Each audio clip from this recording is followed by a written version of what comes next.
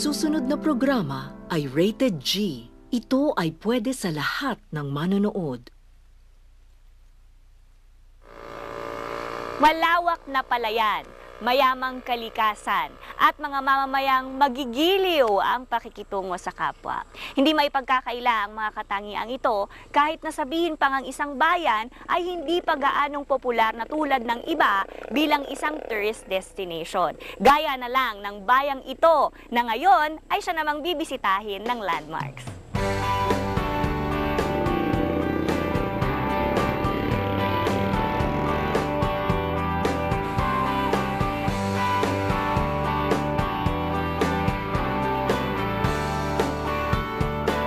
Kung tutuusin ay karaniwan lamang ang pangalan ng bayang ito. At siyak pa nga na may kapangalan ito sa iba pang mga lugar at lalawigan dito sa Pilipinas. Pero ang munisipalidad na ito ay kilalang kilala dahil sa malaking ambag niya sa ekonomiya at agrikultura ng buong lalawigan. Sa katunayan ay dito nagmumula ang pinakamalaking bahagi ng produktong bigas para sa buong Laguna. Samahan niyo po kaming muli dito naman sa bayang tinaguriang Rice Granary of Laguna, ang bayan ng Santa Maria. Halina at mamangha sa biyaya ng kalikasan. Ako po muli si Faye, tayo'y maglakbay dito po sa Landmarks.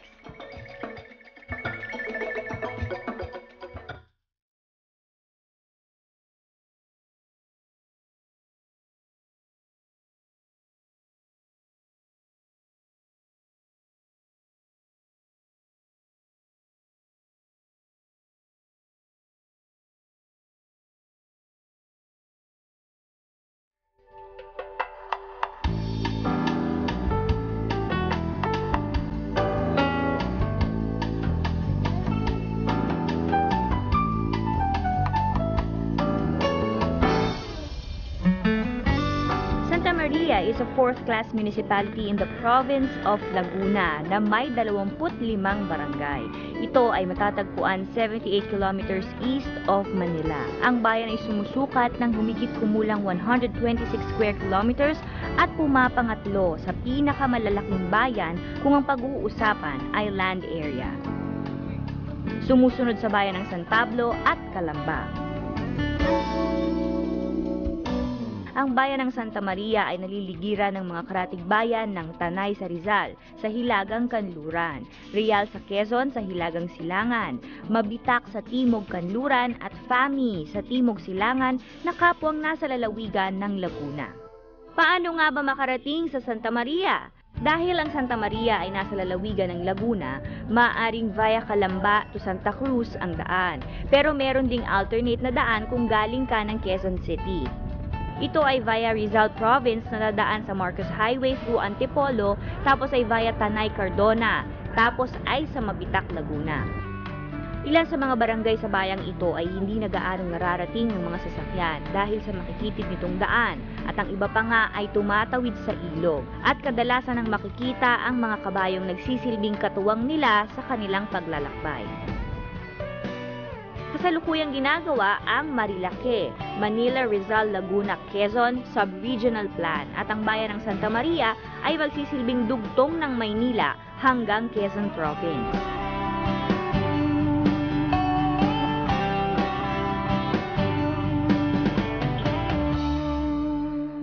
Makikita sa bayan ng Santa Maria ang ilang maliliit na establishmento na nagbibigay sa mga mamamayan ng kanilang kabuhayan. Mula sa mga likas na yamang ibiniyaya sa bayang ito ay nakakagawa sila ng iba't ibang produkto na kanilang ibinibenta sa kabayanan maging sa karatig nitong mga bayan. Ang bayang ito ay sagana rin sa mga produktong gaya ng niyog at marami pang iba. At ang mga produkto rin ito ang siyang inaangkat ng ibang bayan upang doon ipagbili.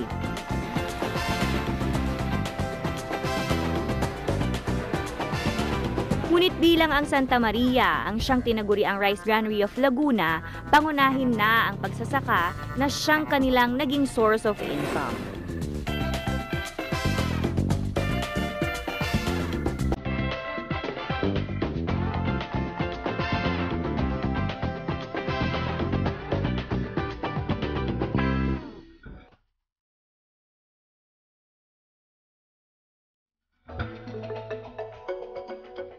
Noong unang panahon, mula sa bayan ng Mabitak, meron raw isang daan ng patungong norte at sa dulo ay merong matutumbok na isang maliit na sitio na tinatawag nilang Kabuuan. Sa bungad raw ng bayang ito ay kung saan natitipon ang mga tao at ilang Chinese merchants na bumibili at pinagbibili ang iba't ibang produkto gaya ng mga kagamitan sa bahay at mga produktong mula sa kanilang mga pag-aaring bukid. Naroon rin ang mga aitas na ipinagbibili ang mga medicinal plants and herbs at mga pulot. May kababaihan din mula sa bayan ng Mabitak, dala naman ang mga native crafts gaya ng mga banig at mga sombrero. Sa makatuwid, ang lugar na yon ay naging isang sentro ng pamilihan. Ang pangalang Kabuuan ay nagmula sa Tagalog word na kabuhuan, na nangangahulugang sukal o gubat ng kawayan.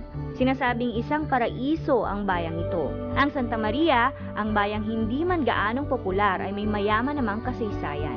Isang maganda at masayang alaala para sa ating mga kababayan. Kasaysayang nais nating maipasa hanggang sa mga susunod pang henerasyon upang lalo nating maunawaan ang kasalukuyan at maging pundasyon natin para sa kinabukasan. Yan pong aming bundok, punong-puno po yan ng mga kahoy. Ang aking mama ay forest licensee. Oh. At ang mga tao ang hanap buhay po yung magbababa ng mga kahoy na yan. Mga kalabaw po ang ginagamit. Sa isang trosong, 10 kalabaw na po ang gagamitin bago maibaba. Masaya ay mga celebration na Rizal Day. Opo, Rizal Day. Naisa na ako doon sa naging reyna. Okay. At saka yung mga sayawan, hindi nawawala dito. Ibig sabihin, Nay, mula noon hanggang ngayon buhay na buhay pa rin yung mga tradisyon na yan dito sa Santa Maria. Aba, ay noon ay ang mga tradisyon ng araw, Opo. ay mababait ang mga tao, mga binatay magagalang, Oo. at sila ay mahilig sa mga hara-haram na talaga? mga panahon yun. Opo. Oo. At ang mga tao ay walang krimen, walang mga nababalitang mga masasamang mga... Opo. Wala po kami munisipyo yung ganito. Ang munisipyo namin, ang bahay po namin doon sa tabi ng plaza. Naroon po ang aming bahay. Yun po ay, ang may-ari po ng mga lugar na iyon ay mga kamag-anakan din namin. Felipe Real, Abdon Real. Ang aking po kapatid naging mayor, ang ginawa po ng aking kapatid ay ganito. Marami pong lupa ang gobyerno sa tabi-tabi niyo. Ang ginawa po niya, oy, kayo ay aking bibigyan ng lupa. Ipagkaloob na ninyo inyong lupa sa munisipyo. Dahil tayo ay walang plaza, wala tayong paglalagyan ng ating munisipyo. Ang mga tao po noon ay isa po lang ang salitang gamit. Yung po ay oo na. Maski na walang papel, ay magpapagawa na po. Nakapagpagawa po na. Ang aking kapatid ay kinararangal ko po. Hindi ko po pinagmamalaki ko po sapagkat sa paparaan niya. Yan pong plaza niya may pangalan dyan eh. Makikita kung ito pong munisipyo na sunog, 1972, ay naroon po ang history kung sino ang nag-donor. Magpipinsan po. Yan lahat na yan.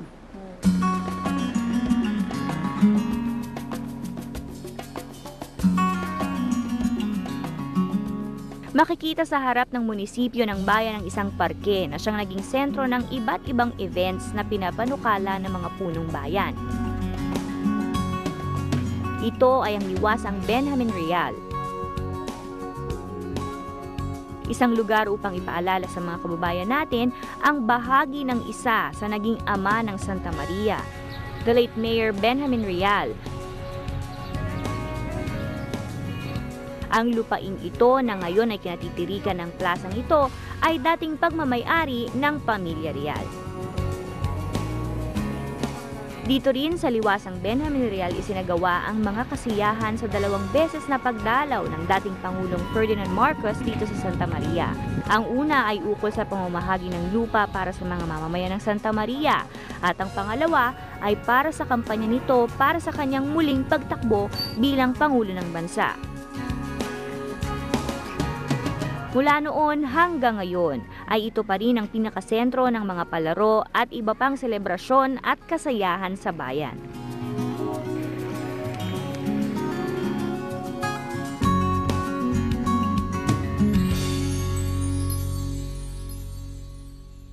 Si Benjamin Real, isang anak ng Santa Maria, kabilang sa mga unang angka na nanirahan noon sa Santa Maria. Siya ay ipinanganak noong September 2, 1914. Siya ay naging punong bayan ng Santa Maria ng halos 27 taon kung susumahin mula noong taong 1948. Sa panahon ng kanyang paglilingkod sa pamahalaang bayan ay maraming proyekto at resolusyon siyang ipinanukala at ipinasa. Isa na nga rito ang pagbabago ng Santa Maria bilang isang munisipalidad mula sa pagiging sitio noon. Pumanaw si Benjamin noong Nobyembre 24 taong 1997. Ngunit mula noon hanggang ngayon ay tumatak sa puso at isip ng mga kababayan nating taga Santa Maria ang kabutihang ipinamalas nito noong mga panahong siya ay nabubuhay pa.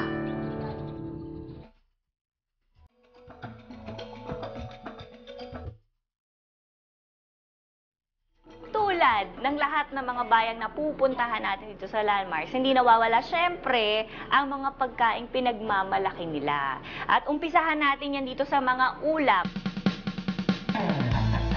Umpisahan natin, kasama natin si Kuya Manuel Bondad ng Tourism Department ng munisipyo ng Santa Maria, Laguna para i-explain sa atin itong masasarap na pagkaing nakahain sa harapan ko ngayon. Okay. Ito, sige, ano ba ito? Ito ay yung sinaunang tinuto. Kung tawagin nila ito, tinuto. Tinuto. Ito yung gabi, pinatuyo siya, tapos gata, suka. So Wala parang siyang ito yung laing. Laing ng iba. Oo, laing sa Bicol, tinuto sa amin. Well, I'm sure masarap ito, no? Okay, ito naman. Ito din ganoon, gabi din ito, kaso meron itong gumaan sa loob. Ano naman yung gumaan? Ano yung nyog, Oh, parang buko, no? okay. Ilalagay nila sa loob yan, may giniling, may, ito mas expensive na. Naka-wrap siya sa gabi. Ano yung pinantali sa kanya? Ano rin yung... Oo, sa saging din. Ngayon, ang tawag naman dito, tinuktok. Tinuktok. Oo. So, tinuto, Tinuto at tinuktok. tinuktok. Ito naman. Ito ang aming the famous gurgure. Gurgure. Gurgure. Ito yung santol, may gata, na may sili. Halo-halo lang. Ito ang Ano naman aming famous tulingan na parang salmon. Wow. Yung magdamag na inaapo yan, dandaang apoy. Ang tulingan is actually sikat sa Batangas. Batangas. Oo. Ay, alam mo naman, since Santa Maria, sa town of Santa Maria, populated by Batangueños. Yes. So, majority ng mga pagkain dito ngayon ay Batangas na. At saka nakita ko may mga halo ng karne. Ireta ba na galing sa ilalim para pagka sinaing siya, yun ang magmamalaki. Ito aming ito, insaladang very common. talong. Para lamang pandagdag sa ating tulingan. Opo. Meron tayong okra, insaladang talong. Meron tayong alamang, ang famous alamang namin. Yan ating ulamin mamaya. Okay. Okra. Oh, let's go on sa mga produktong bigas. Ito naman yung mga kakanin, no? Oo.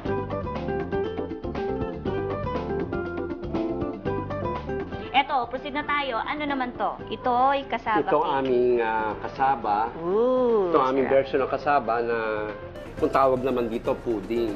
Pudding. Pero sa iba, kasaba. Yun na rin yun. Bestseller ito dito. Talaga. Ito ang aming tamales. Ito yung suma na may Yung sauce budbod. niya, oo. May linga. Mayroon kaming ito yung tinatawag na syrup ng... Ito yung suma na may syrup. Kasi usually, di ba mga suma natin, asukal lang, okay na siya. Ito yung tamales talagang may tamales kasama ang yan. tawag, oo. Ito naman yung aming kamoting kahoy na hinalo ng ube. Ay, sarap. So, masarap to, no? Ito ay may linga ng nyug din. Ito yung mabiling-mabili pag halimbawa ay lalo kung may okasyon na birthday. Oo. At ito naman, Tamanels, isa sa mga ikinagulat kong pagkain. Yung kinagulat, parang talagang natuwa lang din naman ako, no? Dahil syempre yun nga, sabi ko, medyo common naman to, pati mga kakanin. Itong inyong atsara. Yan ang award-winning namin Award-winning atsara. to. Kasi ang atsara nila dito ay... Yes, nata. Imbis na tawag dito, di ba ang script nun ay papaya? Oh, papaya. Ginawa naming nata, pinahirap. Pero, syempre, I'm sure masarap ito. Oo. So, walang Actually, papaya. sa Laguna, nagkaroon kami ng contest dito. Ang nanalong atsara ko dito, taga Santa Maria. Ito na nga yung nilaban niya. At syarang Nata ang pinakang, hindi papaya. Dapat yan ang Strips mahahabang din. strips. Oo. Eh, since magahol na kami sa panahon, ay mga 1 inch lang ang pinakang. But Opo. yung lasa, ang proseso of design. At maya-maya lang, titikman ko na syempre. Yes, kakain tayo Diba? lahat. Titikman natin lahat. Itong mga pagkain ito, mula doon sa tinuto hanggang dito Oo, sa nata. sige, sige. At syarang nata. O, kain na tayo. Okay. Ang mga Pilipino, kilala sa masasarap na pagkain na talaga namang may pagmamalaki natin. At ang Santa Maria, hindi din naman pahuhuli sa kanilang kontribusyon sa mga pagkain ito. Ngunit ang maganda ay hindi lamang masarap kundi healthy pa ang mga pagkain ito dahil punong-puno ng sustansyang mula sa mga gulay at prutas na matatagpuan sa malawak na lupain ng Santa Maria. Mukhang kailangan ko na pong umupo dahil marami po akong makakain.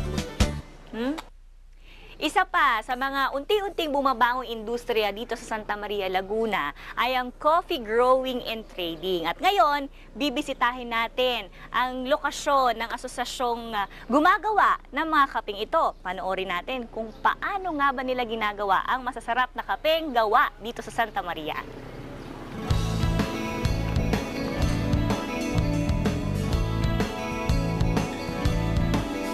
Hello, ma'am, sir.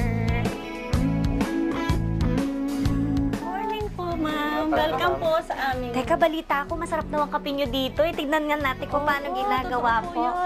Kung akala nyo ay Batangas lang ang merong masarap na kapeng barako, aba, ang Santa Maria naman ay merong pinagmamalaking Marilag Coffee. Ang salitang Marilag ay hango sa mismong pangalan ng bayan. Mari mula sa Maria at lag mula naman sa Laguna.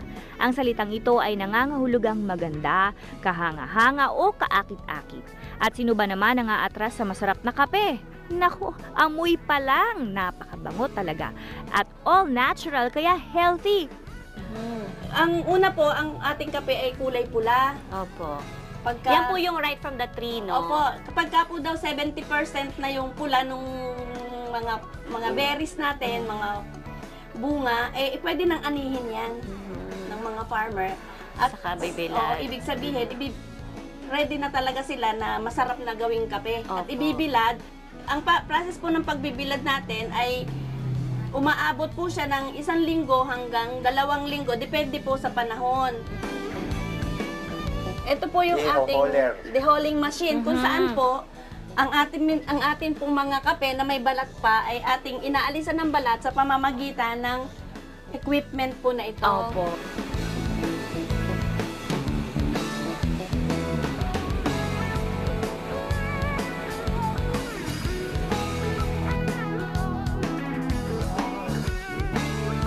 Yung mga coffee po natin, coffee beans, Opo. galing na rin po sa coffee plantations dito sa atin. Opo, marami po ditong nagtatanim ng kape noong araw pa po, mga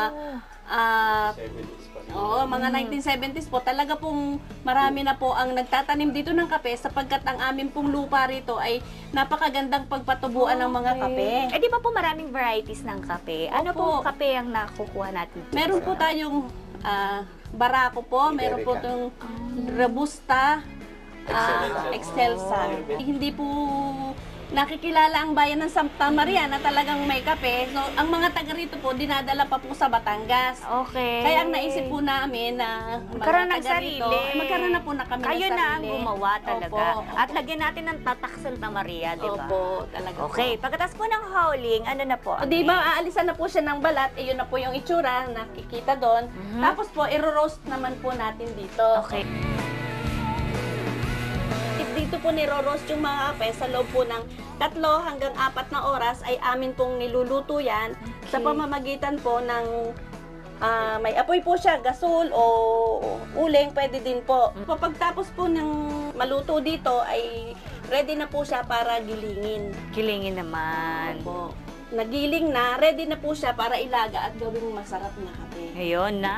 Yun na yung masarap na parte doon, yung inuman ng kape. Opo, yun na Di po ba? yun. Ang balita ko po kasi, ang inyo pong asosasyon ng Growers and Traders Association ninyo, mukhang maganda naman. Mukhang maganda naman ang turnout, no, in 1 year. Paano po natin napapanatili yung ganitong klaseng turnout ng mga pagpapalaki natin itong industriya ng kape? Binigyan po kami ng mga pananim ng Department of Agriculture, mga seedlings po siya na ipinamigay po sa mga farmer dito sa amin, na bago naman po kami nabiyayaan ng mga ganyang kape, ay pinag-aral po muna. May mga seminars po kami. Yan nga po yung aming Ayan, seminar. field school. Oo nga. po. Meron po kaming farmer field school para sa 16 kape. weeks. Saka meron pa 16 weeks, ha? 5 years development plan para sa kape. Ayun Ah, po. okay. Yun po ang meron pong 5 years development plan para sa kape, kung saan po ito pong mga binigay sa aming seedlings ng Department of Agriculture ay inaalagaan, sinusuportahan po nila kami ng pag-aalaga, mga bagong technology, Oo, maganda nga yun. at saka po yung mga may mga fertilizer po.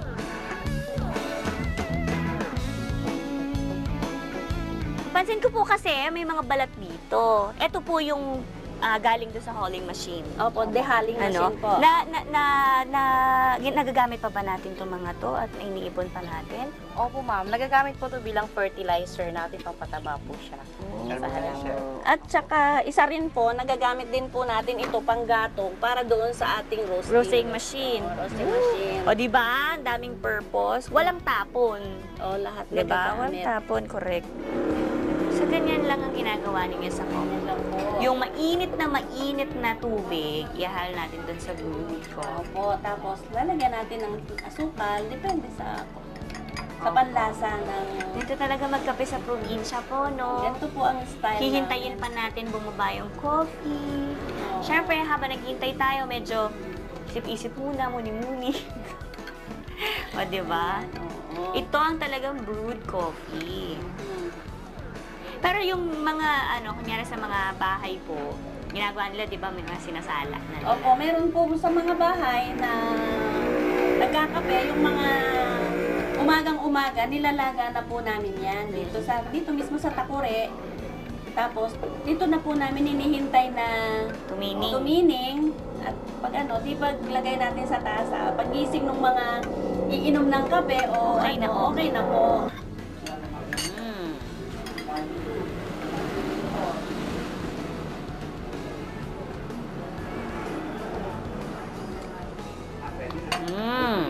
Masarap na siya. Ngayon naman ay pupunta tayo sa Barangay Bagong Pook para makita ang actual na pagpuproduce ng isa pa sa mga produktong umuunlad sa Santa Maria mula sa mga puno ng nyog. We're now inside the laboratory of the virgin coconut oil na kilala dito sa Santa Maria, Laguna. Itutour tayo ni Sir Jeffrey para malaman natin yung step-by-step na paggawa nila ng virgin coconut oil. Quality virgin coconut oil dito. Tara.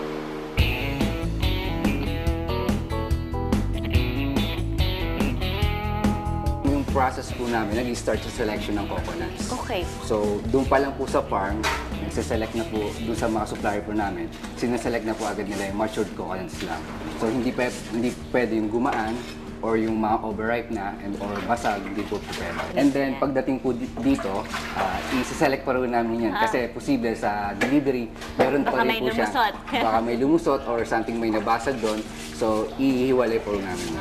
Ito po yung washing area namin. Okay. So, Ito, hinuhugasan tulad po ng yung... ginagawa ni ate, binabrush. Hinuhugasan yung coconuts to make sure na halimbawa po, may yung pagkakawit nila o pag-harvest, pumatak po yun sa area na marumi. So, kailangan po, bago siya i-process, Malinis hugasan po talaga. natin.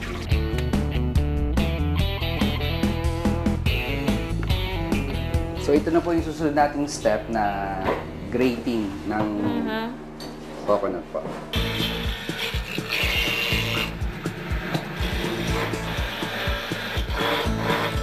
Step po natin, ito po yung pressing naman po. Pressing. Yes.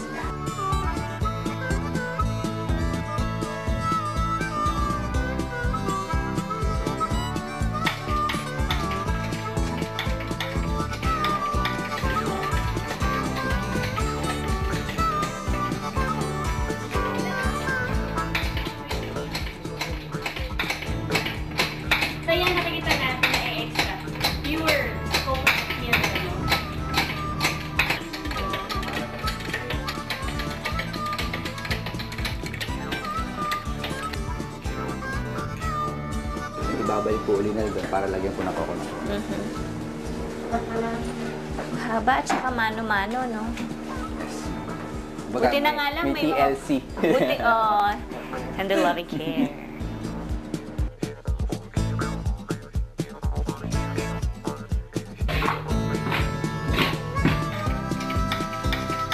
Ano na pong gagawin natin dito sa... So yan po, bale, binibenta po namin yan. May bumibili po para gawing palyat, pakain po sa mga baboy. Okay. Or yung iba naman po, may nakukuha pa rin pong oil dyan. Oo. So, ine-extract pa po nila yan. So, may Kasi nakukuha pa rin. kasi lumalabas na unang ano pa lang eh, ba? Yes. Unang biga pa lang. Kasi syempre sa Meron pa rin palengke. po. Okay. Oh, so ito na yung pinaghalong una at pangalawang piga. Yung first, yung pure coconut milk. Yung second, yung hinaluan siya ng coconut milk na na-extract doon sa shell. Diba? 50-50 to. Diba, sir? Tama. Lalagyan niya po ng label ngayon yan. So, yung date, and then kung ano yung farm na pinagkunan po namin ng coconuts, and then po yung time na ipapasok po natin sa cure room. Mahalaga po sa amin yung time kasi isa po yun sa mga sikreto namin kung bakit po naging talagang premium quality and then maganda po yung resulta ng virgin coconut. Critical yung time, Yes, ano? critical So, po yung talaga, time. ang minutes dito, importante? Yes, mahalaga po Okay. talaga. Dito po namin nilalagay yung coconut milk. So, within 10 to 17 hours, kailangan na po siyang ma-harvest. Or within 10 to 17 hours, dapat po ganito na po yung resulta niya. Ay, okay. Naghihiwalay na dapat. Naghihiwalay na po siya dapat. Within that hours po, hindi po siya naghiwalay. So, ibig sabihin mo po, meron pong mali sa proseso. So, yan pong lahat na yun. Anong possible error sa process pag hindi Posible siya po, naghihiwalay? may nakasamang hindi matured na coconuts. And then, yung temperature, lumamig po dito. So, kailangan po ito within below body temperature pa rin po. Pero hindi naman po sobrang baba. Once na malamig po kasi, hindi po siya mag-separate.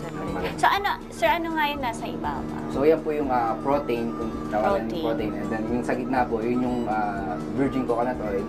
And then, yung sa baba po, yun yung coconut water. Ay, ang galing. So, naghihiwalay siya sa tatlo. Protein, coconut oil, and coconut water. Na ma-filter siya ng third filtration, ibabalik po namin siya dito. I-curing po namin ng minimum ng 21 days. And then, i-filter po uli namin. Magtitira lang po kami ng siguro mga 2 inches po sa baba. So, ina-assume po namin yung moisture content, bababa po siya in gravity. So, natural way siya, bababa. Ito lang po yung kukunin namin. Ito na po yung magiging final product. Yun lang. So, yun po yung... yung matitira dito sa lower part, yung matitira sa lower part, i-curing po uli namin for another 21 days and then ititira po uli namin. So, i-assume po uli namin na yung moisture content niya is bumaba. na rin. Medyo malamig na.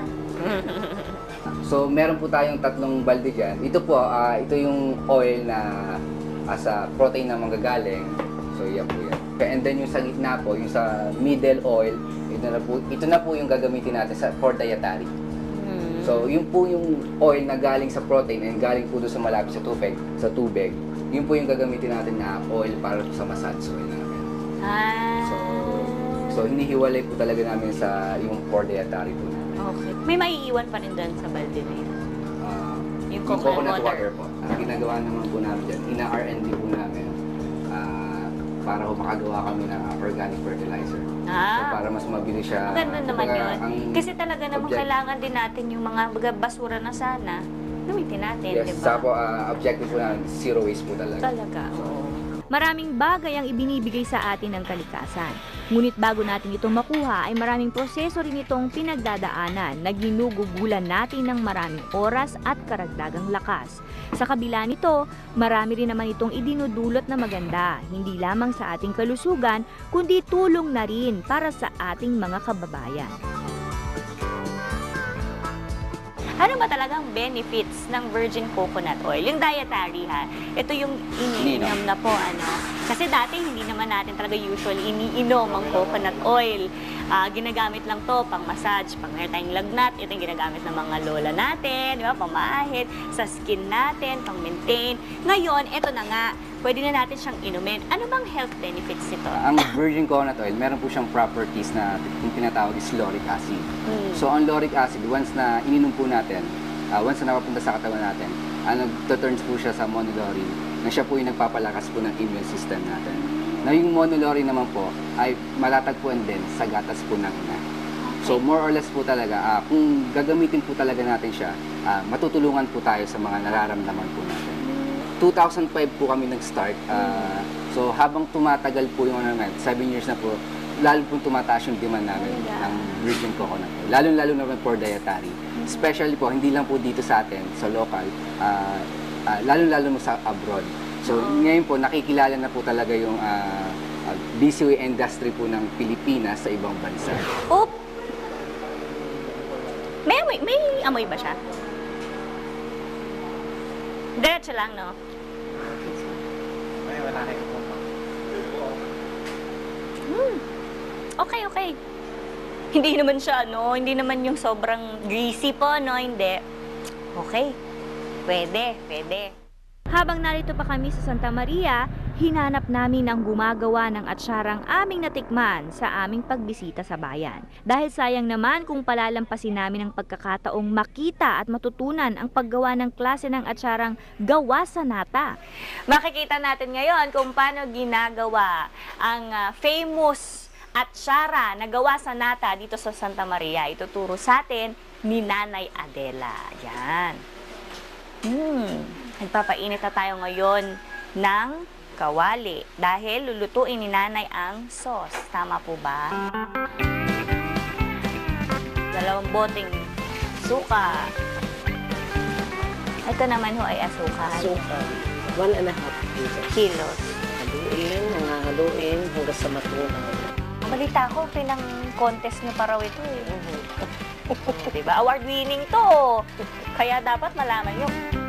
Dahil kumukulo na yung nilagay nating, pinagsama nating suka at saka asukal, ilalagay na natin mga ingredients, carrots na strips, luya, bawang, red bell peppers, at yung nata, syempre, dahil yan yung nagpapaspecial sa kanya.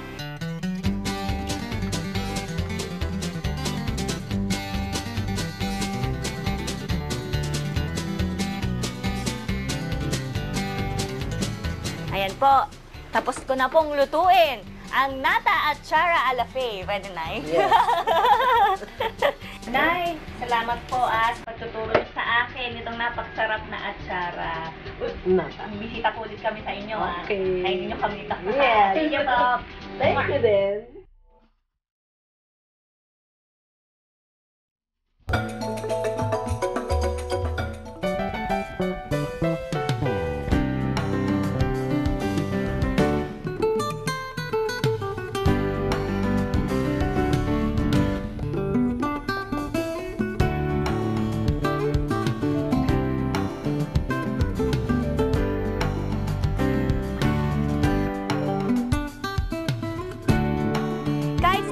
Baling ang iyong paningin ay makikita ang napakalawak na mga palayan na niyayakap ng mga bulubundukin ng Sierra Madre.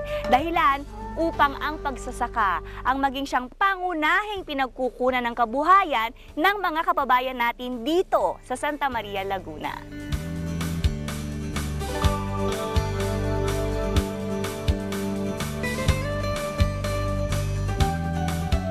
Ang bayan ng Santa Maria ay ang tinuring na Rice Granary of Laguna sapagkat ang bayang ito ang siyang may pinakamalaking ambag kung ang pag-uusapan ay rice production.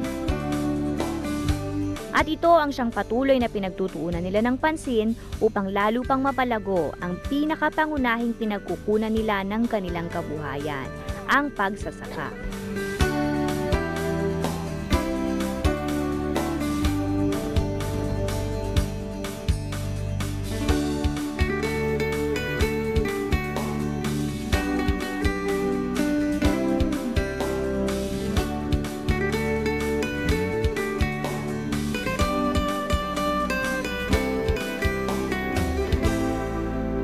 Hindi lang mga taniman ng kape at maging ng mga palayan ang makikita dito sa Santa Maria, Laguna. Ito nga, ang lugar na kung nasaan tayo ngayon ay makikita ang mga hile-hilera na mga fruit-bearing trees tulad ng kalamansi at meron din sila dito mga lansones at rambutan. Kaya lang, yung lansones at rambutan hindi pa panahon ng pagbubunga niya ngayon.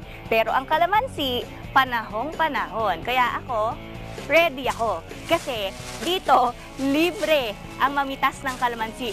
Mahal to sa Maynila Kaya dapat yata makahingi ako dito sa Santa Maria.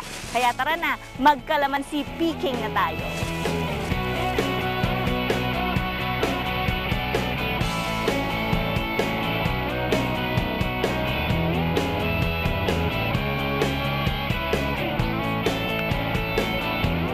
Nakita namin kung gaano kayaman ang Santa Maria dahil sa napakaraming produkto mula sa bayang ito. Isang katangiang alam naming magiging pagkakakilanlan ng bayan na siyang tatatak sa bawat taong darayo dito. Ngunit hindi lamang mga prutas at gulay ang kanilang pinagbibili sa mga kababayan, kundi marami pa silang mga produktong ginagawa upang makapagdagdag sa kanilang kita.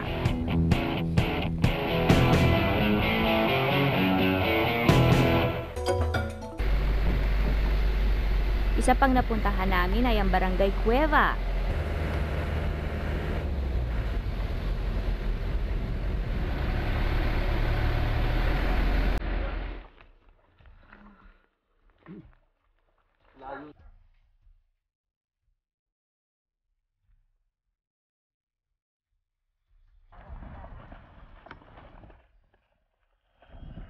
Ang pangalan ng bayan ay hinango sa isang kuweba na matatagpuan dito. Ang kuwebang ito ay sinasabing isa sa naging hideout ng mga sundalong Hapones noong panahon ng digmaan. Dito raw isinasagawa ang mga pagpupulong ng grupo at ang siyang naging imbakan ng kanilang mga armas.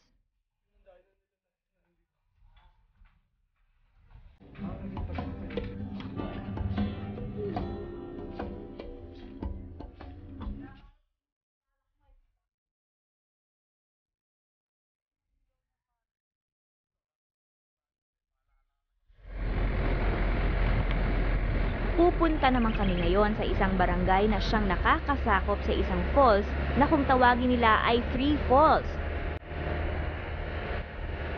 Mula sa bayan ay maglalakbay kami ng halos 30 minutes patungong Barangay Laurel na siyang barangay na nakakasakop sa falls na ito.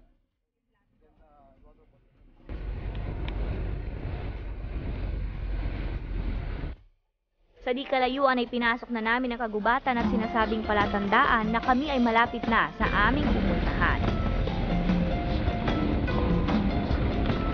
Iba't ibang uri ng punong kahoy ang aming nakita sa daan.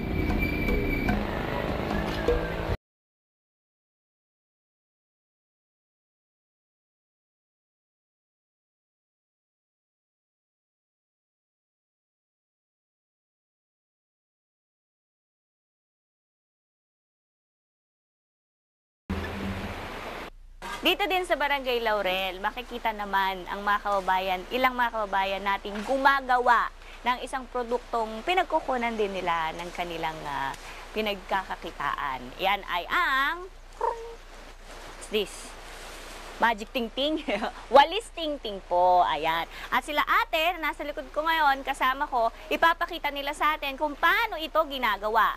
Una, dito po, sa nyug po ito, no, ate? Tinatanggal po doon sa... Tanggal, nasa tinatanggal lang. Bago po siya kaya Opo. tinatanggal doon sa malaba. Malaba. Pagkatapos po tanggalin doon sa stem nung ano, Siya po naman ay nakakayasin. kakayasin na.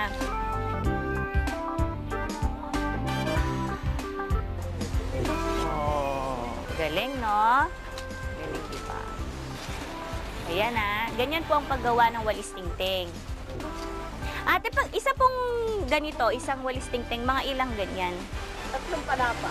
3 ganito. Tatlon. Dami naman pala, no? Pero syempre dahil green, ano pa po siya, parang kumbaga fresh pa. Ano pa, natutuyo pa ho? Pwede pinadin. Meron gustong yung mamili, meron gusto ganyan sa riwa. Maganda ho ba? Hindi, pero yung tigas po niya, syempre medyo parang ano pa rin. Tingnan ko nga po. Tingnan ko nga po, pahawak nga po. Ay, oo nga. Matigas na rin naman pala. Sa katagalan na lang po siya nagiging brown, ano? Okay, pagkatapos na kayasin ni ate, Gagawa ng buklod. buklod, yung pinaka ito, nagtatali sa kanila. Ito naman yung paggawa ng buklod na tinatawag.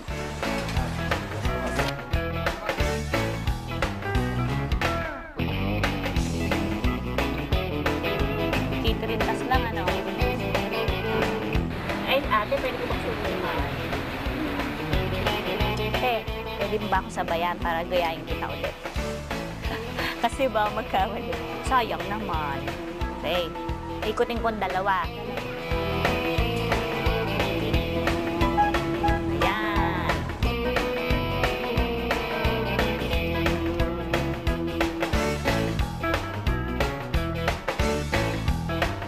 Alam nyo, kala nyo madali lang pag ano, no? Pag kayo yung gumagawa. Pero pag ako na. Kasi ate, yung ginagawa ko talaga hindi buklote, porcelas.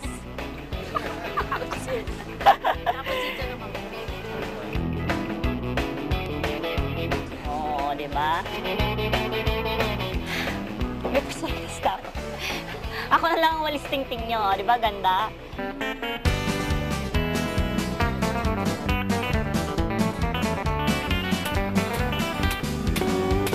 Yes! O, yan. O, finished product. Fresh na fresh. Pwede tayo magwalis. Okay ba? Pasado ba ako? Siyempre. Okay, thank you po, mga ate. Naririnig na namin ang lagaslas ng tubig mula sa falls. Katunayan na malapit na kami sa aming sadya. Naku, nakaka-excite.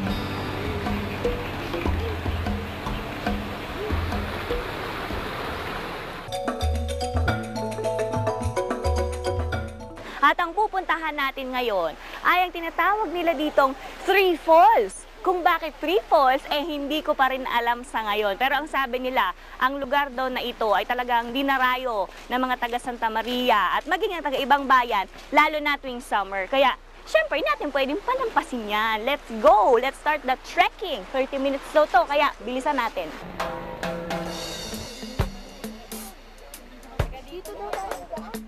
Kinailangan naming tumawid sa unang ilog na aming dadaanan. Simula pa lang ng aming trekking adventure ay bumungad na agad ang malamig na tubig mula sa Three Falls. Aba, nagparamdam na agad ito ng excitement sa amin. Dito, nung bago dating ako dito, malaking ilog talaga ito. Ito, tsaka ito. Ito dati, ilog yan. Yan, may nakapulong yan. Mga bato-bato yan, doon. yung mga may gubat na yan. Opo. Ilog yan dati. Natuyo na. Hindi natuyo nung mag-landslide. Okay. Nagbabaan ang mga bato, mga lupa. Nung undoy. Oh, pero in fairness naundoy pa yan, pero maganda pa rin. Naundoy yan.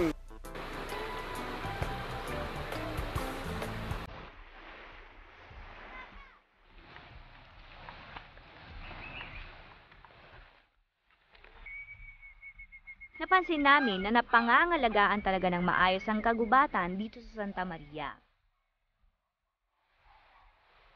Hindi nila pinapayagan ang illegal logging sa lugar para lalong mas maging maganda at maayos ang kanilang mga kagubatan.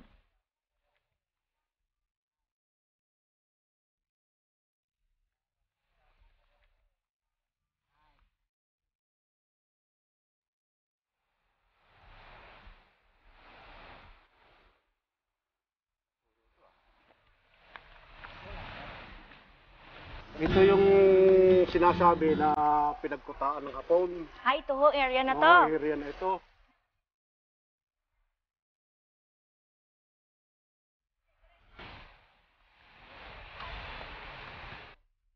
Ang daming puno, oh. Sadyang yan kahoy gubat talaga yan.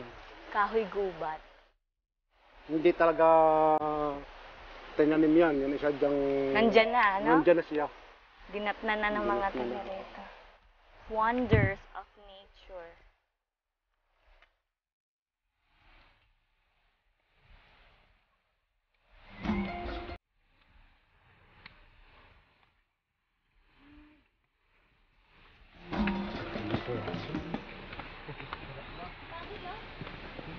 Dahan-dahan. Baka...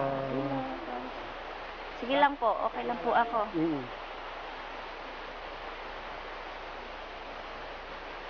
Ayan.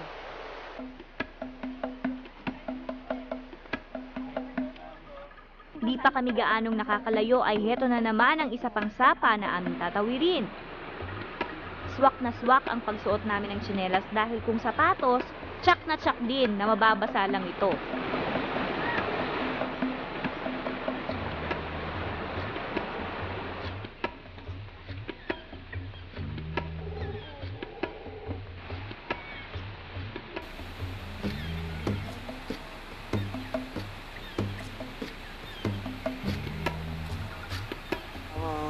Yan ang ating tatawirin, yung critical area yan. Naku!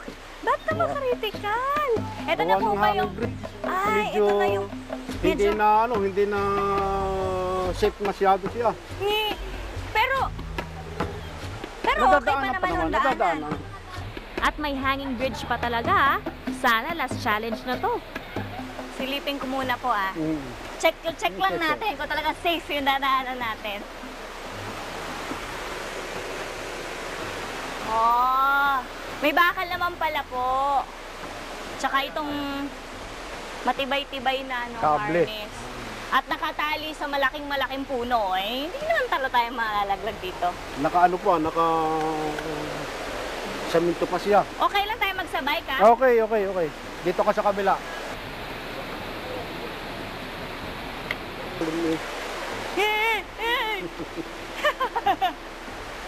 Dito ka para safe. Sa gilid ako.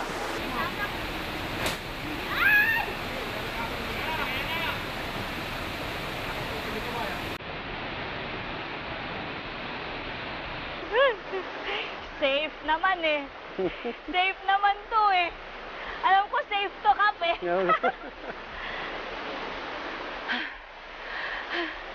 Okay. Ay, sa wakas. Lumagitik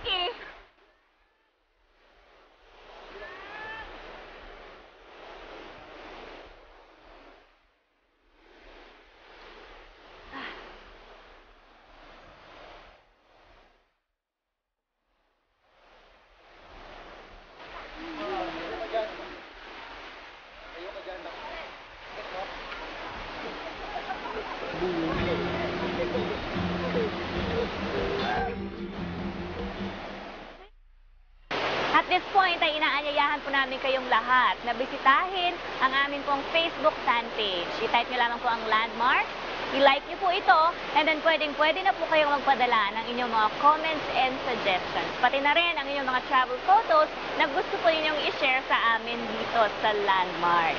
Binabati po namin ang lahat ng mga viewers ng Landmark dyan sa Bremerton, Washington. Maraming salamat po sa inyong patuloy na pagsuporta sa programang ito at sana wag po kayo magsasawa. Mabuhay po kayong lahat. Nagpapasalamat din po kami sa mga tumulong sa amin para maging possible po ang episode na ito ng Santa Maria, Laguna. Thank you very much to the Tourism Office of the Municipality of Santa Maria and also to Kajun Paduga. Maraming salamat po sa inyong pagtulong sa amin. Thank you to Galvez Clinics and Triandi Clothing by Mrs. Heidi Torres of Taytay Rizal. Magbabalik pa po ang Landmark.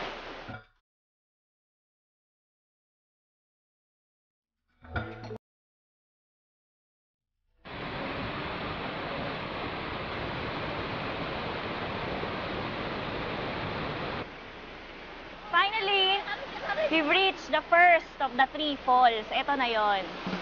Dali.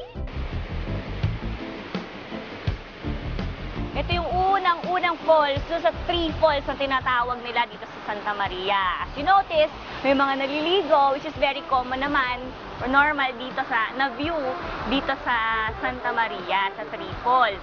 Pero ito ang maganda dyan. Kita nyo ba yung mga ate doon na umaakyat na may hawak na lubid? Yun ang ating next adventure. Kasi paakyat doon sa 2nd falls, yun yung kailangan nating daanan. Kailangan natin ng lubid, so medyo ingat-ingat tayo ng konti.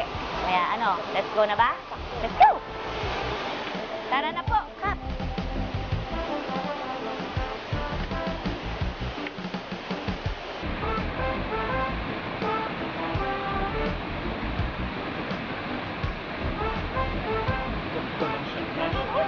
Mukhang hindi pa matatapos ang challenges na binibigay ng 3 falls sa amin Kita nyo naman to. Sana pala nag-stretching pa ako ng konti, pero kayang-kaya naman. At sa tingin ko, sa hirap ng aming pinagdaanan, mukhang masusulit naman.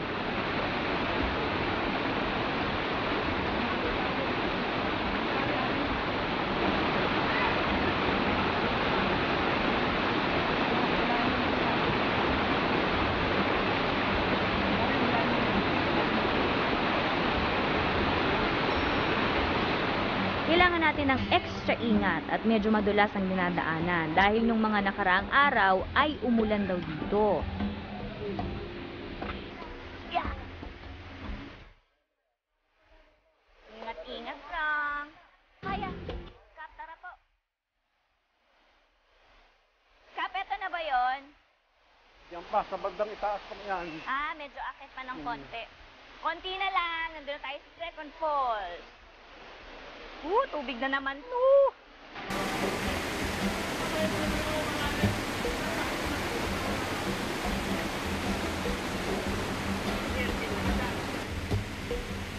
Madulas yan ito yan.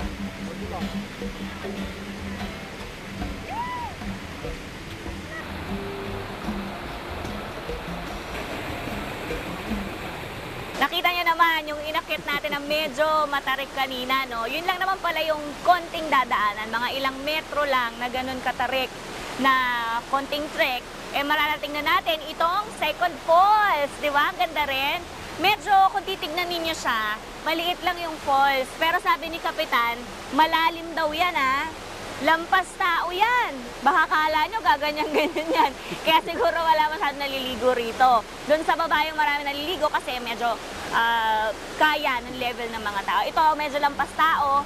So, pwede siya for your eyes only. Pero kung kaya nyo lumangoy at magaling naman kayong magpalutang-lutang, pwede kayong maligo. Napakasarap ng tubig, Kap. Ang lamig, lamig, fresh na fresh. Very natural talaga. Nakita tayo sa 3rd falls. Yan ba yung pinaka-the best, Kap? The best yun. The best daw yun. Kaya tara na. Save the best for last na di ba? Sabi nila. Kaya let's go. Akita tayo sa 3rd falls.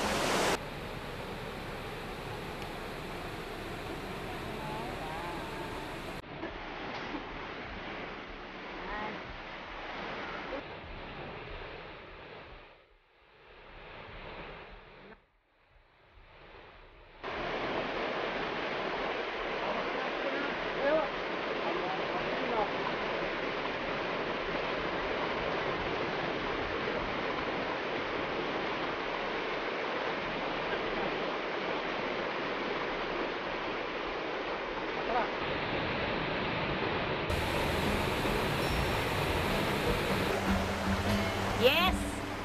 Ayan na! At eto na tayo sa ating last trekking path patungo sa pangatlo at huling falls.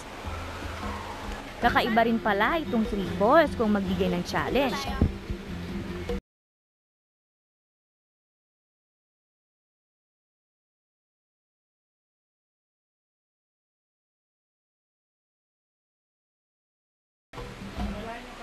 Okay lang po, madali lang, madali lang.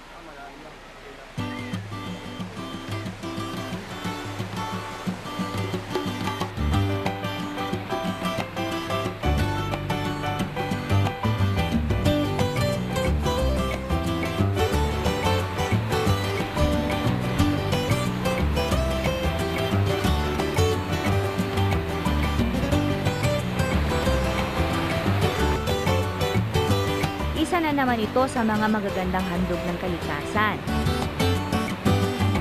Talaga namang napakaganda.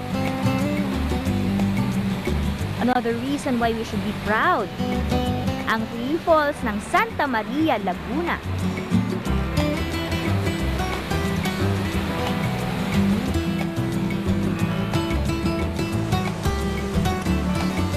Sinong mag-aakala na ang isang bayang tulad nito na masasabing hindi naman gaanong popular, katulad ng ibang mga lugar na napasyalan na natin dito sa landmarks, ay may ganito palang itinatagong kagandahang likha ng kalikasan. Talagang hindi po namin maipaliwanag ang naramdaman naming saya at pagkamangha nang makita namin ito. Dahil maliit man kung ikukumpara sa ibang mga bayan ng Laguna ang Santa Maria, tiniyak naman ng bayang ito na hindi talaga sila magpapahuli. At ang nakikita nating ito na nasa kalagitnaan ng kagubatan at mga kabundukan ay isang katunayan na darating ang panahon na sisikat o tatanyag ang bayan ng Santa Maria dahil sa kanyang angking yaman ng kalikasan. Iiwan nating saglit ang Santa Maria, Laguna, ngunit ito ay tiyak na nag-iwan na ng tatak sa ating mga puso na patuloy na magdadagdag ng ating pagmamalaki bilang mga Pilipino sa ating bansang Pilipinas.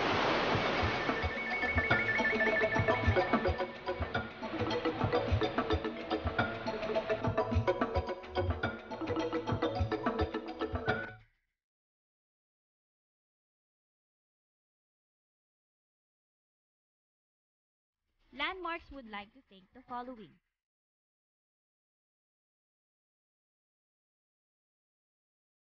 And special thanks to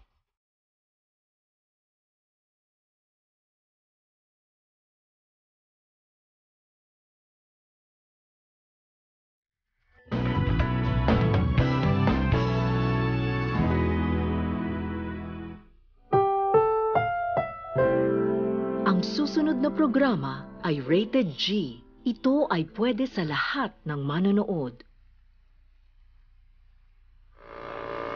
Malawak na palayan, mayamang kalikasan, at mga mamamayang magigiliw ang pakikitungo sa kapwa. Hindi maipagkakaila ang mga katangiang ito kahit nasabihin pang ang isang bayan ay hindi pa gaanong popular na tulad ng iba bilang isang tourist destination. Gaya na lang ng bayang ito na ngayon ay siya namang bibisitahin ng landmarks.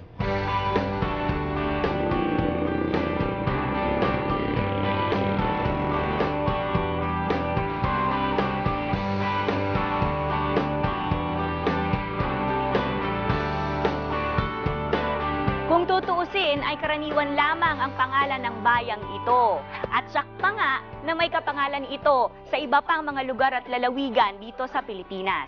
Pero ang munisipalidad na ito ay kilalang kilala dahil sa malaking ambag niya sa ekonomiya at agrikultura ng buong lalawigan. Sa katunayan ay dito nagmumula ang pinakamalaking bahagi ng produktong bigas para sa buong Laguna.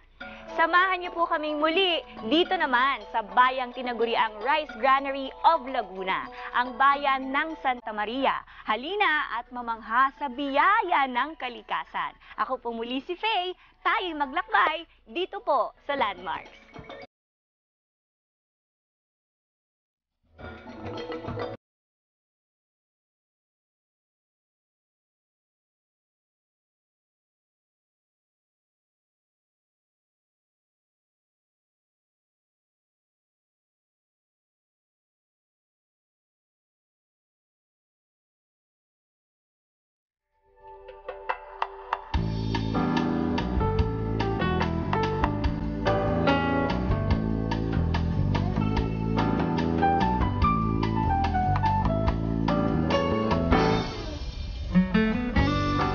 Maria is a fourth-class municipality in the province of Laguna na may 25 barangay.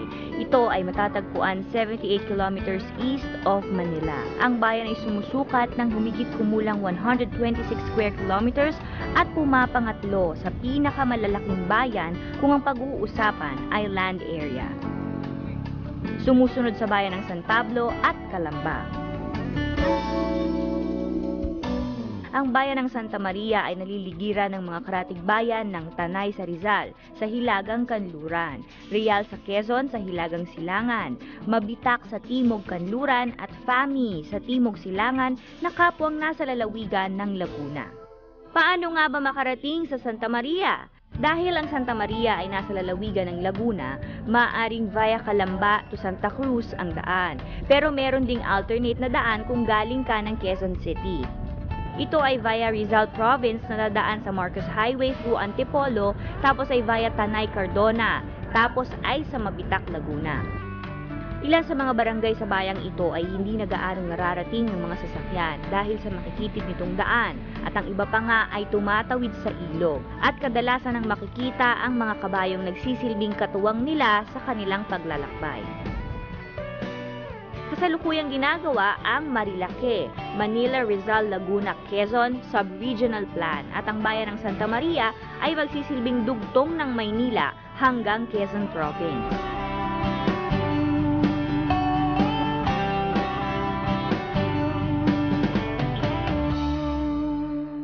Makikita sa bayan ng Santa Maria ang ilang maliliit na establishmento na nagbibigay sa mga mamamayan ng kanilang kabuhayan. Mula sa mga likas na yamang ibiniyaya sa bayang ito ay nakakagawa sila ng iba't ibang produkto na kanilang ibinibenta sa kabayanan maging sa karatig nitong mga bayan. Ang bayang ito ay sagana rin sa mga produktong gaya ng niyog at marami pang iba. At ang mga produkto rin ito ang siyang inaangkat ng ibang bayan upang doon ipagbili.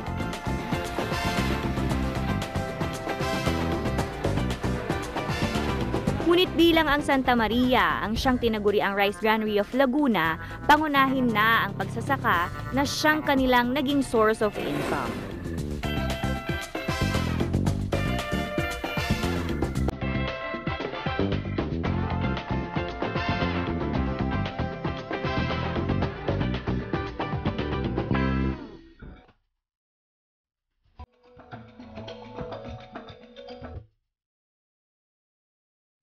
Noong unang panahon, mula sa bayan ng Mabitak, meron raw isang daan ng patungong norte at sa dulo ay merong matutumbok na isang maliit na sitio na tinatawag nilang Kabuuan. Sa bungad raw ng bayang ito ay kung saan natitipon ang mga tao at ilang Chinese merchants na bumibili at pinagbibili ang iba't ibang produkto gaya ng mga kagamitan sa bahay at mga produktong mula sa kanilang mga pag-aaring bukid. Naroon rin ang mga aitas na ipinagbibili ang mga medicinal plants and herbs at mga pulot. May kababaihan din mula sa bayan ng Mabitak, dala naman ang mga native crafts gaya ng mga banig at mga sombrero. Sa makatuwid, ang lugar na yon ay naging isang sentro ng pamilihan. Ang pangalang Kabuuan ay nagmula sa Tagalog word na kabuhuan, na nangangahulugang sukal o gubat ng kawayan.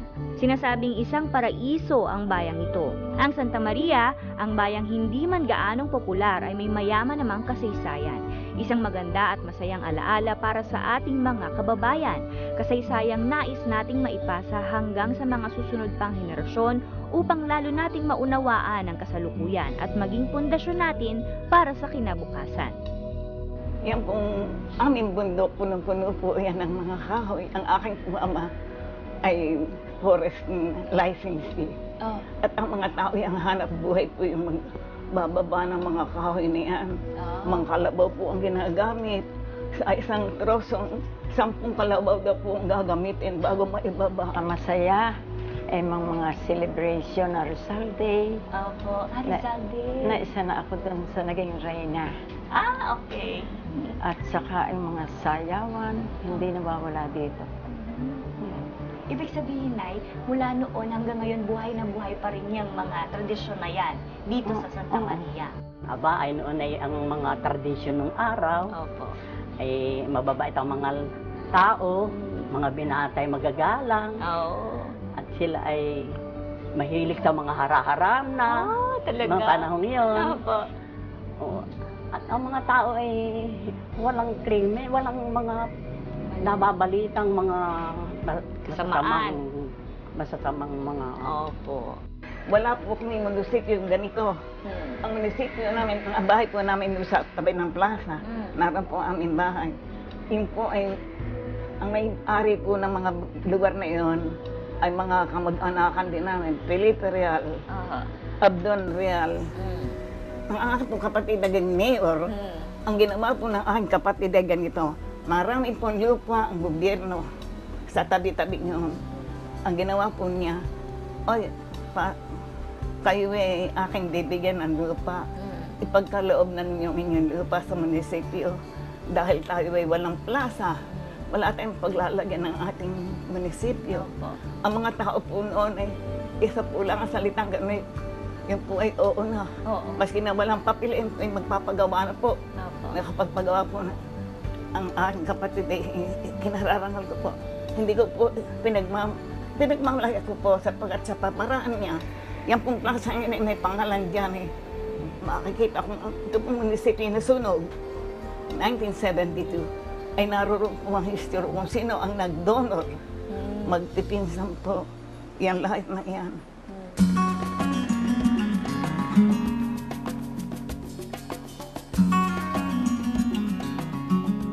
Makikita sa harap ng munisipyo ng bayan ang isang parke na siyang naging sentro ng iba't ibang events na pinapanukala ng mga punong bayan. Ito ay ang liwasang Benjamin Real. Isang lugar upang ipaalala sa mga kababayan natin ang bahagi ng isa sa naging ama ng Santa Maria, the late Mayor Benjamin Real. Ang lupaing ito na ngayon ay kinatitirikan ng plasang ito ay dating pagmamay-ari ng Pamilya Real. Dito rin sa liwasang Benjamin Real isinagawa ang mga kasiyahan sa 2 beses na pagdalaw ng dating Pangulong Ferdinand Marcos dito sa Santa Maria. Ang una ay ukol sa pamamahagi ng lupa para sa mga mamamayan ng Santa Maria at ang pangalawa ay para sa kampanya nito para sa kanyang muling pagtakbo bilang Pangulo ng Bansa. Mula noon hanggang ngayon ay ito pa rin ang pinakasentro ng mga palaro at iba pang selebrasyon at kasayahan sa bayan.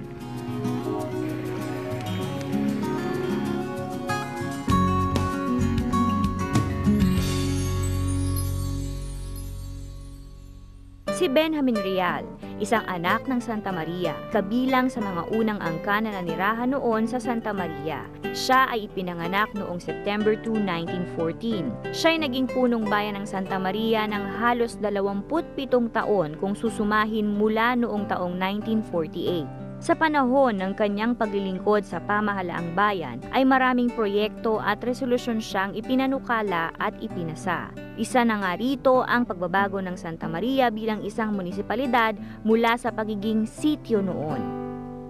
Pumanaw si Benjamin noong Nobyembre 24 taong 1997. Ngunit mula noon hanggang ngayon ay tumatak sa puso at isip ng mga kababayan nating taga Santa Maria ang kabutihang ipinamalas nito noong mga panahong siya ay nabubuhay pa.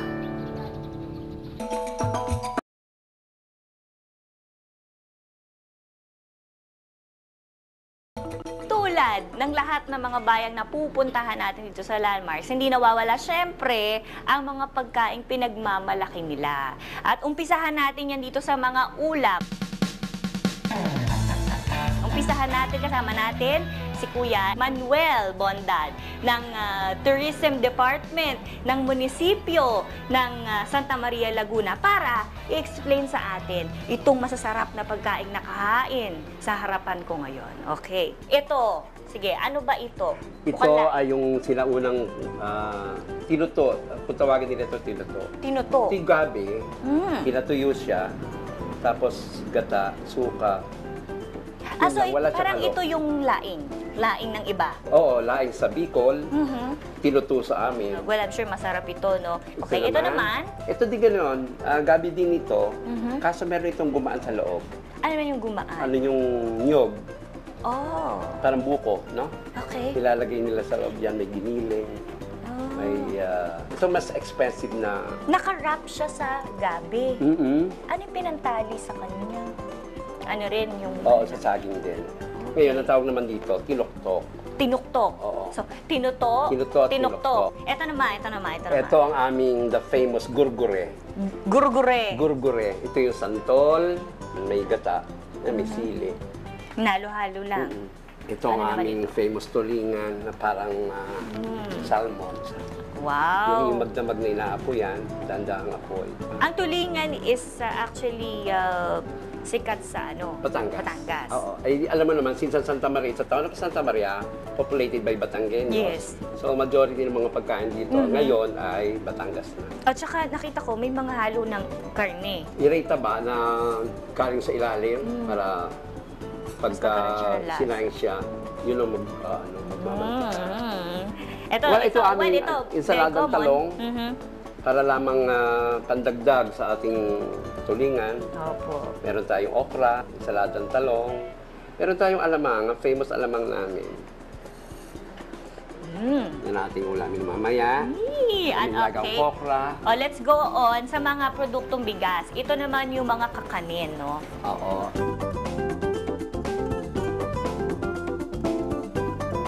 Eto, proceed na tayo. Ano naman to? Ito ay kasaba Ito ang aming kasaba. Ito ang aming version ng kasaba na kung tawag naman dito, pudding.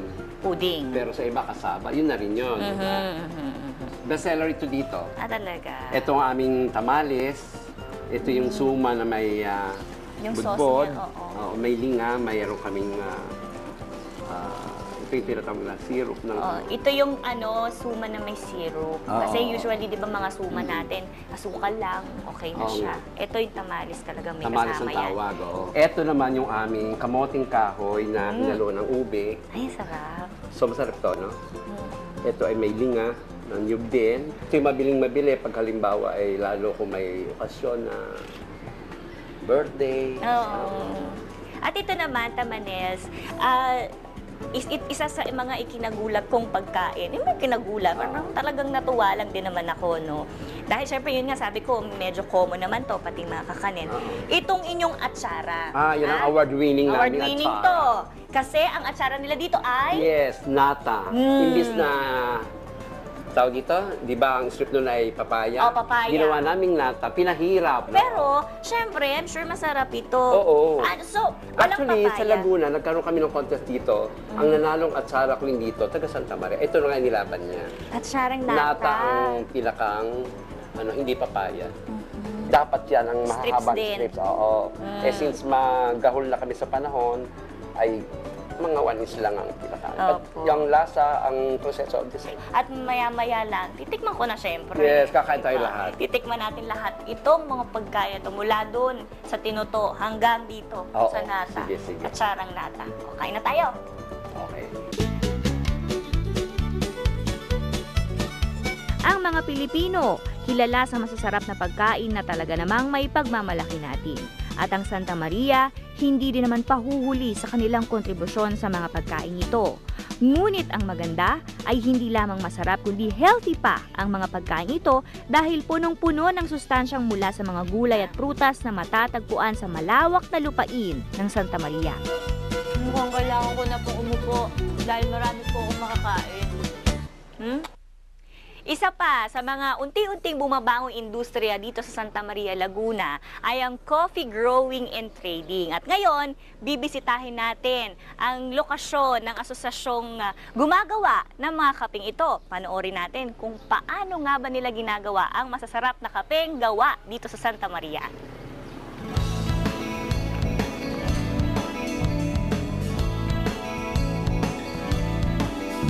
Hello, ma'am, sir. Welcome po sa amin. Teka, balita ko, masarap daw ang kape nyo dito. Tignan nga natin kung paano ginagawa po. Kung akala nyo ay Batangas lang ang merong masarap na kapeng barako, aba, ang Santa Maria naman ay merong pinagmamalaking Marilag Coffee. Ang salitang Marilag ay hango sa mismong pangalan ng bayan. Mari mula sa Maria at lag mula naman sa Laguna. Ang salitang ito ay nangangahulugang maganda, kahanga-hanga o kaakit-akit. At sino ba naman ang aatras sa masarap na kape? Naku, amoy pa lang, napakabango talaga. At all natural kaya healthy. Ang una po, ang ating kape ay kulay pula. Opo. Pagka, yan po yung right from the tree, no? Opo. Kapag ka po daw 70% na yung pula nung mga berries natin, mga bunga, pwede nang anihin yan.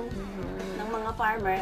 At saka bibilad. ibig sabihin, ready na talaga sila na masarap na gawing kape. At Opo. ibibilad, ang process po ng pagbibilad natin ay umaabot po siya ng 1 linggo hanggang 2 linggo, depende po sa panahon.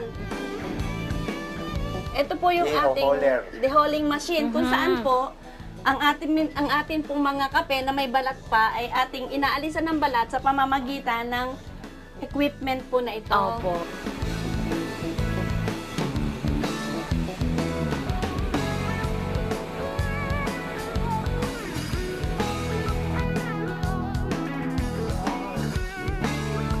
Yung mga coffee po natin, coffee beans, galing na rin po sa coffee plantations dito sa atin. Opo, marami po dito nagtatanim ng kape noong araw pa po, mga mga 1970s po. Talaga pong marami na po ang nagtatanim dito ng kape sapagkat ang amin pong lupa rito ay napakagandang pagpatubuan ng mga kape. Eh di ba po maraming varieties ng kape? Ano po kape ang nakukuha natin dito? Meron po tayong Barako po, meron po itong Robusta, Excelsa. Hindi po nakikilala ang bayan ng Santa Maria na talagang may kape. So, ang mga taga rito po, dinadala pa po sa Batangas. Okay. Kaya ang naisip po namin na magkaroon ng sarili. Magkaroon na po na kami ng sarili. Kayo na ang gumawa talaga. Opo. At lagyan natin ng tatak Santa Maria, di ba? Opo, talaga Okay, pagkatapos po ng hauling, ano na po? O, di ba, aalisan na po siya ng balat, yun na po yung itsura, nakikita doon. Tapos po, i-roast naman po natin dito. Okay. Dito po niro-roast yung mga kape sa loob po ng 3 hanggang 4 na oras ay amin pong niluluto yan sa pamamagitan po ng may apoy po siya, gasol o uling, pwede din po. Pagtapos po ng maluto dito ay ready na po siya para gilingin. Gilingin naman. Opo. Nagiling na, ready na po siya para ilaga at gawing masarap na kape. Ayun na. Yun na yung masarap na parte doon, yung inuman ng kape. Di ba? Ang balita ko po kasi, ang inyo pong asosasyon ng Growers and Traders Association ninyo, mukhang maganda naman. Mukhang maganda naman ang turnout, no, in 1 year. Paano po natin napapanatili yung ganitong klaseng turnout ng mga pagpapalaki natin itong industriya ng kape? Binigyan po kami ng mga pananim ng Department of Agriculture, mga seedlings po siya na ipinamigay po sa mga farmer dito sa amin na bago naman po kami nabiyayaan ng mga ganyang kape, ay pinag-aral po muna. May mga seminars po kami. Yan nga po yung aming field school. Oo nga. Meron po kaming farmer field school para sa kape. 16 weeks. 16 weeks, ha? 5 years development plan para sa kape. Okay. Yun po ang meron pong 5 years development plan para sa kape, kung saan po, ito pong mga binigay sa aming seedlings ng Department of Agriculture ay inaalagaan, sinusuportahan po nila kami ng pag-aalaga, mga bagong technology. Maganda nga yun. At saka po, yung mga may fertilizer po.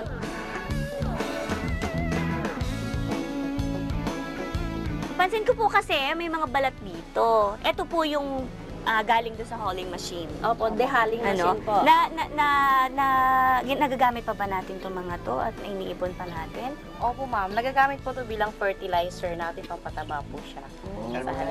At saka isa rin po, nagagamit din po natin ito panggatong para doon sa ating roasting machine. Roasting machine. O di ba? Ang daming purpose. Walang tapon. O lahat nagagamit. Diba? Walang tapon, correct.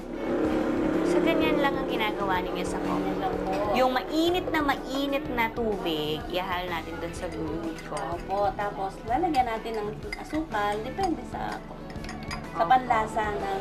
Dito talaga magkape sa probinsya po, no? Ganito po ang style. Hihintayin pa natin bumaba yung coffee. Siyempre, habang naghihintay tayo, medyo isip-isip muna, muni-muni. O, diba? Ito ang talagang brewed coffee. Pero yung mga, kunyari sa mga bahay po, ginagawa nila, di ba, may mga sinasala na nila. Opo, meron po sa mga bahay na nagkakape, yung mga umagang-umaga, nilalaga na po namin yan. Dito mismo sa Takure.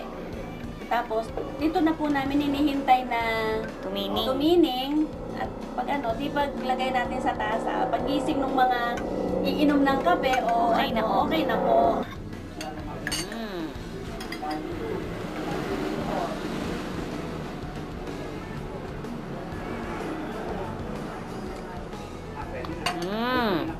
Masarap na siya. Ngayon naman ay pupunta tayo sa Barangay Bagong Pook para makita ang actual na pagpuproduce ng isa pa sa mga produktong umuunlad sa Santa Maria mula sa mga puno ng nyog. We're now inside the laboratory of the virgin coconut oil na kilala dito sa Santa Maria, Laguna. Itutour tayo ni Sir Jeffrey para malaman natin yung step by step na paggawa nila ng virgin coconut oil. Quality virgin coconut oil dito.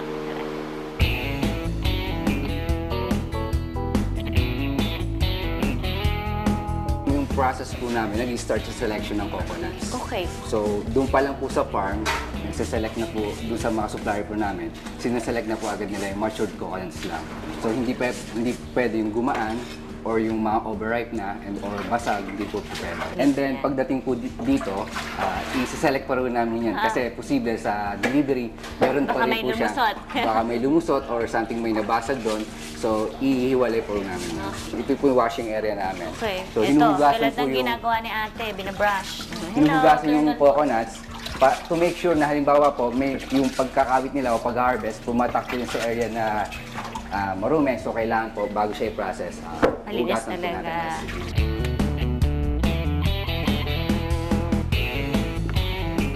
So, ito na po yung susunod nating step na grating ng coconut po.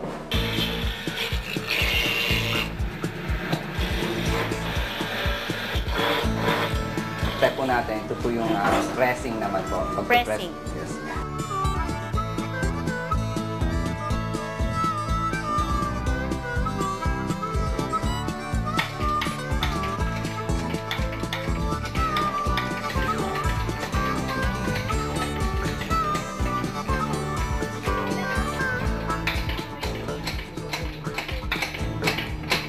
So yan, nakikita natin na extra. Pure coconut milk.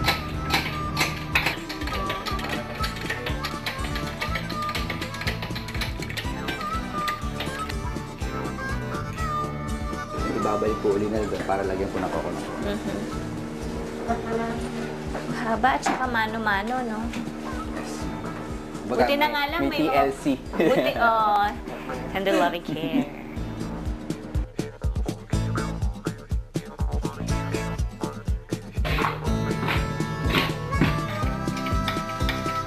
Ano na pong gagawin natin dito sa... So yan po, bale, binibenta po namin yan. May bumibili po para gawing palyat, kain po sa mga baboy. Okay. Or yung iba naman po, may nakukuha pa rin pong oil dyan. So, ine-extract pa po nila yan. So, may kasi lumalabas na unang ano pa lang eh, ba? Unang biga pa lang. Kasi syempre sa palengke. Okay. So ito na yung pinaghalong una at pangalawang piga. Yung first, yung pure coconut milk. Yung second, yung hinaluan siya ng coconut milk na na-extract doon sa shell. Diba? 50-50 to. Diba, sir? Tama. Lalagyan niya po ng label ngayon yan. So yung date, and then kung ano yung farm na pinagkunan po namin ng coconuts, and then po yung time na ipapasok po natin sa cure room. Mahalaga po sa amin yung time kasi isa po yun sa mga sikreto namin kung bakit po naging talagang premium quality and then maganda po yung resulta ng virgin coconut. Critical yung time, yes, ano? critical. So talagang ang minutes dito importante? Yes, mahalaga po talaga. Dito po namin nilalagay yung coconut milk. So, within 10 to 17 hours, kailangan na po siyang ma-harvest. Or within 10 to 17 hours, dapat po ganito na po yung resulta niya. Ay, okay. Naghihiwalay na dapat. Naghihiwalay na po siya dapat. Within that hours po, hindi po siya naghiwalay.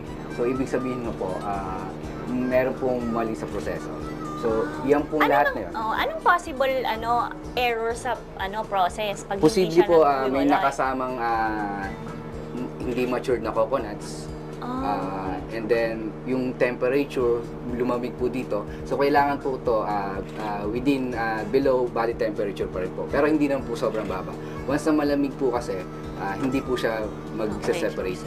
So, sir, ano nga yung nasa ibabaw? So, yan po yung protein, kung tawagan yung protein. And then, yung sa gitna po, yun yung virgin coconut oil. And then, yung sa baba po, yun yung coconut water. Ay, ang galing. So, naghihiwalay siya sa tatlo. Protein, coconut oil and coconut water. Na ma-filter siya ng third filtration, ibabalik po namin siya dito. I-curing po namin ng minimum ng 21 days. And then, i-filter po uli namin. Magtitira lang po kami ng siguro mga 2 inches po sa baba. So, ina-assume po namin yung moisture content, bababa po siya in gravity. So, natural way siya, bababa. Ito lang po yung kukunin namin. Ito na po yung magiging final product. Ayun lang. So, yun po yung... Yung matitira dito sa lower part, yung matitira sa lower part, i-curing po uli namin for another 21 days and then ititira po uli namin. So, i-assume po uli namin na yung moisture content niya is bumaba. na rin. Medyo malamig na. So, meron po tayong 3 balde dyan. Ito po, ito yung oil na sa protein na manggagaling. So, yan po yan. And then yung sa gitna po, yung sa middle oil, ito na po yung gagamitin natin for dietary. So, yun po yung oil na galing sa protein and galing po doon sa malapit sa tubig. Yun po yung gagamitin natin na oil para sa massage oil namin. So, hinihiwalay po talaga namin sa yung for dietary po namin. Okay. May maiiwan pa rin doon sa balde na yun. Yung Coconut water po. Ang ginagawa naman po namin dyan, ina-R&D po namin para makagawa kami ng organic fertilizer. So, para mas mabilis siya. Maganda naman yun. Kasi talaga naman kailangan din natin yung mga basura na sana. Gamitin natin, yes, diba? Sa po, objective po namin, zero waste po talaga. Talaga, oo. Maraming bagay ang ibinibigay sa atin ng kalikasan. Ngunit bago natin ito makuha ay maraming proseso rin itong pinagdadaanan na ginugugulan natin ng maraming oras at karagdagang lakas. Sa kabila nito, marami rin naman itong idinudulot na maganda, hindi lamang sa ating kalusugan, kundi tulong na rin para sa ating mga kababayan. Ano ba talagang benefits ng virgin coconut oil? Yung dietary ha, ito yung iniinom na po Kasi dati hindi naman natin talaga usually iniinom ang coconut oil. Ginagamit lang to pang massage, pang meron tayong lagnat, ito yung ginagamit ng mga lola natin, di ba?